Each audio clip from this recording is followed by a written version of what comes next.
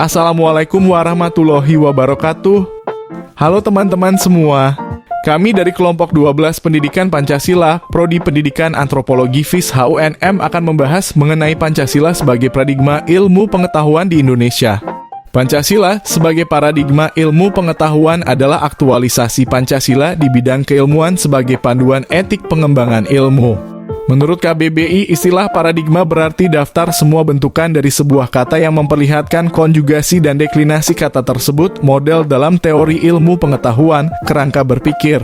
Pancasila sebagai paradigma dimaksudkan bahwa Pancasila sebagai sistem nilai acuan, kerangka acuan berpikir, pola acuan berpikir atau sebagai sistem nilai yang dijadikan kerangka landasan, kerangka cara, dan sekaligus kerangka atau arah tujuan bagi yang menyandangnya itu diantaranya 1. Penembangan ilmu pengetahuan, 2. Pengembangan hukum, 3. Supremasi hukum landasan perspektif pengembangan HAM, 4. Pengembangan sosial politik, 5. Pengembangan ekonomi, 6. Pengembangan kebudayaan bangsa, dan 7. Pembangunan pertahanan.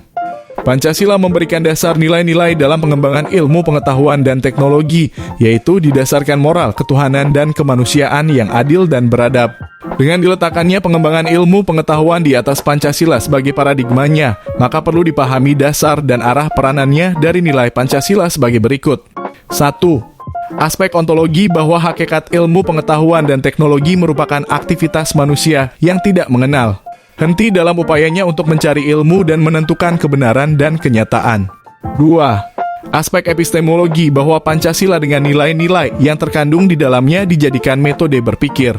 3. Aspek aksiologi dengan menggunakan nilai-nilai yang terkandung di dalam Pancasila sebagai materi berpikir, maka kemanfaatan dan efek pengembangan ilmu pengetahuan secara negatif tidak bertentangan dengan ideal dari Pancasila dan serta positif mendukung atau mewujudkan nilai-nilai ideal Pancasila.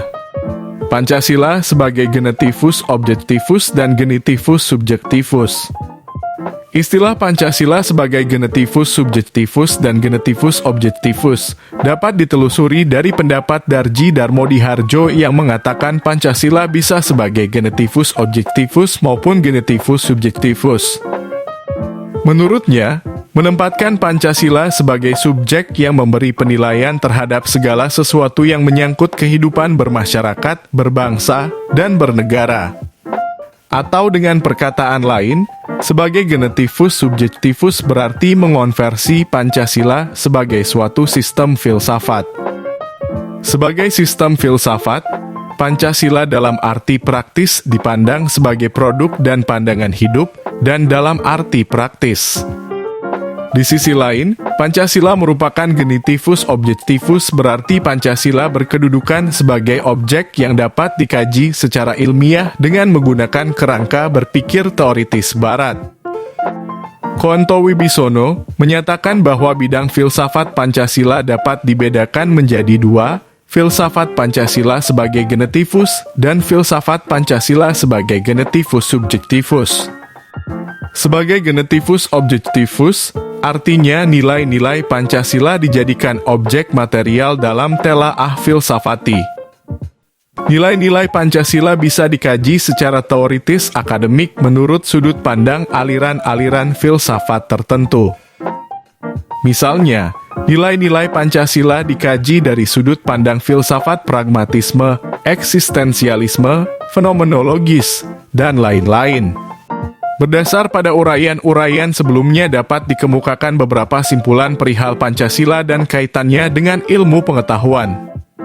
Bahwa Pancasila dapat memberikan dasar-dasar baik ontologi, epistemologi, dan aksiologi. Ilmu pengetahuan di Indonesia.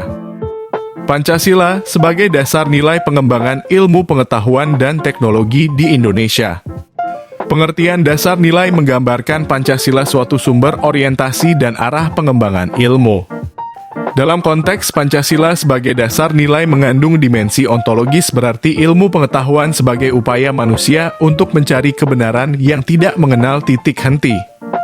Dalam dimensi epistemologis, nilai-nilai Pancasila dijadikan pisau analisis atau metode berpikir dan tolak ukur kebenaran, misal dengan pendekatan gotong royong. Dalam dimensi aksiologis, ada nilai-nilai imperatif dalam mengembangkan ilmu yakni sila-sila Pancasila sebagai satu ketuhanan.